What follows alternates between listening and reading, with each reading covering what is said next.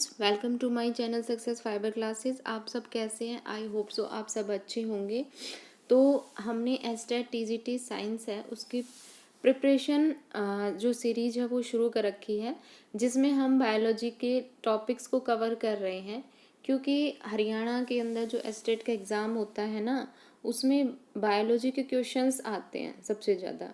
ठीक है, केमिस्ट्री और फिज़िक्स भी हम करेंगे, पर एक बार ये बायोलॉजी कंप्लीट हो जाए उसके बाद। ठीक है, हमने लास्ट क्लास के अंदर क्या पढ़ा था? टिथ के बारे में पढ़ा था। ठीक है, तो एक बार इसका क्विक रिवीजन कर लेते हैं टिथ के बारे में, फिर हम नेक्स्ट जो टॉपिक्स हैं वो कवर करेंगे। ठीक है, तो चलिए हम शुरू करते हैं वीडियो को।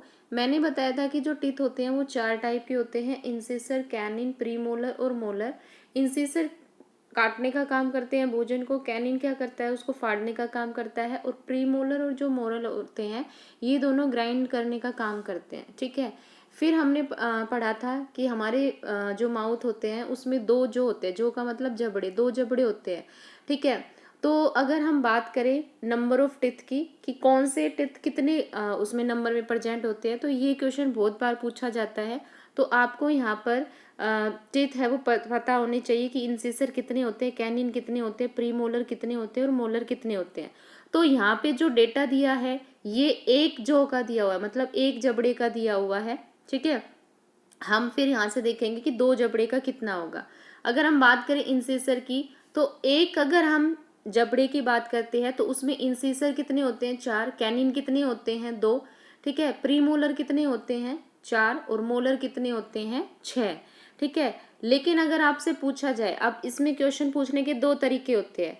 अगर ये ऐसे भी पूछ सकता है कि how many number of incisor lie in one jaw, तब तो आपको ये वाले नंबर बताने हैं। बट अगर ये पूछे कि टोटल नंबर ऑफ टिथ या total number of incisor teeth in mouth, तब आपको क्या करना है? तब आपको दोनों जबड़ों का प्लस करके फिर वहां पर बताना है। ठीक है, तो भाई यहाँ पर एक अगर जबड़े में इंसिसर की संख्या 4 है तो 2 की कितनी हो जाएगी? 8।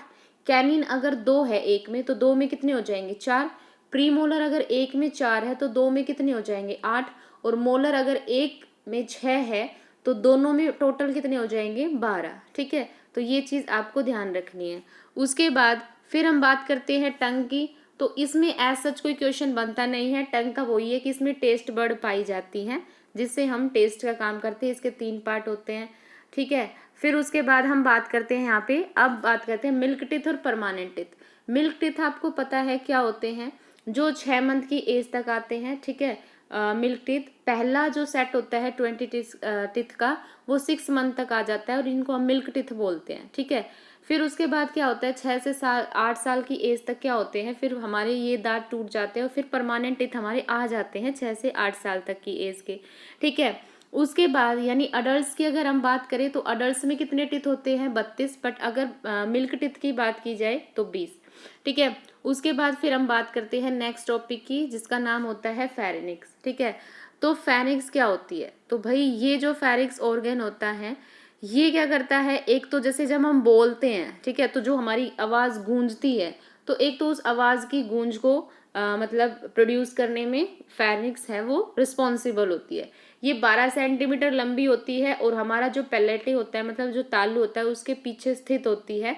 ठीक है, इसका काम क्या है? जैसे जब हम खाना खाते हैं, ठीक है, और भोजन निगलते हैं, तो भोजन निगलते समय, खाना खाते समय ये क्या करती है? जो हमारी ट्रैकिया होती है उसको एपिग्लोटिस से ढकती है, ताकि इसमें भोजन एंटर ना करे। आपने कई बार देखा है ना कि हम खाते खाते जब बोलते हैं तो हमें बहुत तेज मतलब खांसी आती है, जिसको हम धास बोलते हैं। ठीक है, तो क्या होता है कि उस टाइम जो फेरिंक्स होती है वो अपना काम ढंग से नहीं कर पाती। ठीक है, लेकिन जब हम खाना खाते हैं बिल्कुल आराम से शांत मन से, जब हम खाना खाते हैं तो फेरिक्स क्या होती है? जो फेरिंक्स होती है ये एपिग्लोटिस को ढक लेती है, ताकि एपिग्लोटिस से ढक देती है ट्रैकिया को, ताकि उसकी जो सांस की नली है उसमें खाना ना जाए। ठीक है, अब इसका काम क्या होता है भाई? जो फेरिंक्स होती है ये क्या करती है? जो हमारा खाना होता है उसको ओसोफेगस मतलब फूड पाइप तक पहुंचाने का काम करती है। ठीक है, तो आई होप आपको ये फेरिंक्स है अच्छे से समझ में आ गया होगा। ठीक है, उसके बाद फिर हम बात करते हैं कि फूड पाइप क्या होती है। ओसोफेगस का मतलब होता है फूड पाइप। तो फूड पाइप क्या होता है, देखो भाई, जो फूड पाइप होती है ना हमारी, ये जो इसकी वॉल होती है, इसमें कोई डाइजेस्टिव ग्लैंड नहीं होती, लेकिन इसमें क्या होता है, जो श्लेष्म जो ग्लैंड होती है वो इसके अंदर पाई जाती है। इसमें क्या होता है, पेरिस्टेलिक मूवमेंट होता है, जिससे क्या होता है कि जो हमारा खाना होता है ना, उसको धक्का लगता है एक टाइप से, और फिर वो फिसल कर किस में पहुंच जाता है, हमारे स्टमक में पहुंच जाता है। ठीक है, तो इसका फंक्शन क्या हो जाएगा कि ये हमारे फूड को स्टमक तक पहुंचाने का क्या करती है, काम करती है। ठीक है, उसके बाद फिर हम बात करते हैं किसकी, स्टमक की, कि आखिर में जो स्टमक होता है उसका क्या काम होता है। तो स्टमक क्या होता है, स्टमक से पहले हम ये जान लेते हैं कि जो पेरिस्टालिसिस मूवमेंट है वो क्या होता है। बस कुछ नहीं होता, इसमें मसल्स का कॉन्ट्रैक्शन होता है, जो फूड पाइप होती है उसकी दीवार को धक्का देती है, ताकि जो फूड होता है वो धकेल के अंदर मतलब आगे जिस ऑर्गन में जाना है उसमें चला जाए। ठीक है, अब क्या होता है, स्टमक की अगर हम बात करें तो ये जे शेप का होता है, और जो डायाफ्राम होता है उसके जस्ट नीचे ये स्थित होता है। ठीक है, स्टमक के अंदर क्या होती है, गैस्ट्रिक ग्लैंड पाई जाती है। ये जो ग्लैंड होती है ये जूस सेक्रिएट करती है, जो कि कौन सा जूस होता है, गैस्ट्रिक जूस। ठीक है, HCl एसिड प्रोड्यूस करती है, और मकस है वो प्रोड्यूस करती है। अब ये जो HCl एसिड होता है ये क्या काम करता है, ये हमारे भोजन के डाइजेशन में भी हेल्प करता है। ठीक है, और जो हम खाना खाते टाइम जब माउथ खोलते हैं तो उस टाइम जो बैक्टीरिया एंटर करते हैं उन बैक्टीरिया को किल करने का भी काम करता है। ठीक है, अब स्टमक है उसका फंक्शन क्या होता है, स्टमक के फंक्शंस होते हैं कि एक तो ये फूड को स्टोर करता है। ठीक है, उसके बाद फिर ये क्या करता है, गैस्ट्रिक जूस है उसको सेक्रिएट करता है ताकि डाइजेशन में हेल्प बन सके। ठीक है, अब ये क्या करता है, जो हम फूड हम मतलब खाते हैं तो उसको एक फाइन पल्प के अंदर कन्वर्ट करता है, जिसको हम क्या बोलते हैं, काइम।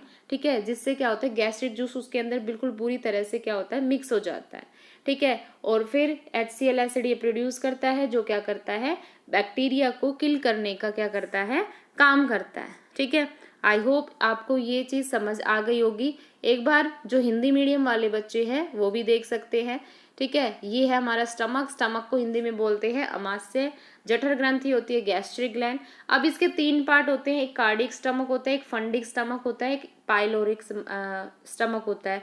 कार्डिक स्टमक क्या होता है, जो स्टोमक को मतलब ये स्टोमक का सबसे ऊपर वाला पार्ट होता है, ये वो वाला पार्ट होता है जिसमें हमारी फूड पाइप क्या होती है, ओपन होती है।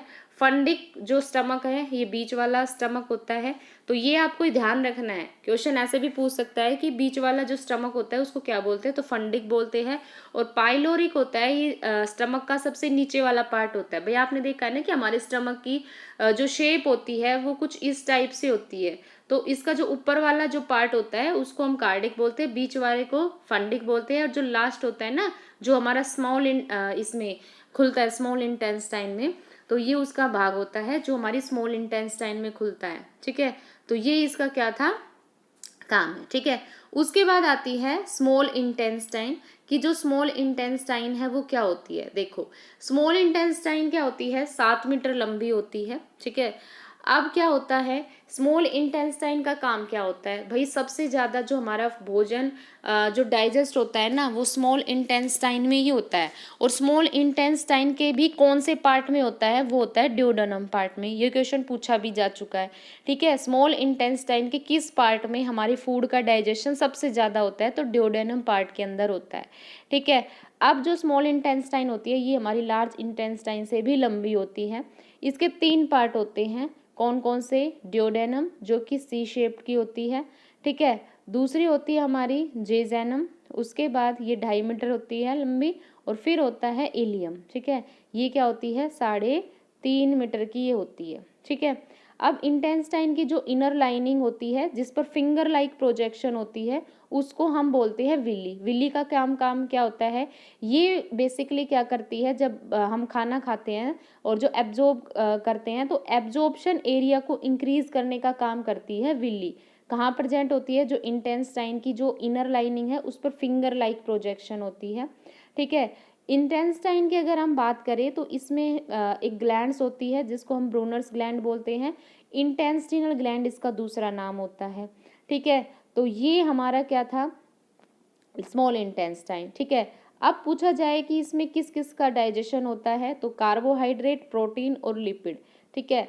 इसमें क्या होता है, डाइजेस्टिव एंजाइम होते हैं जो क्या करते हैं, कार्बोहाइड्रेट, प्रोटीन और लिपिड है, इसका कंप्लीट डाइजेशन है वो कर देते हैं, ठीक है। अब यहाँ पर स्मॉल इंटेस्टाइन के बारे में कुछ फैक्ट्स है वो बताए गए हैं।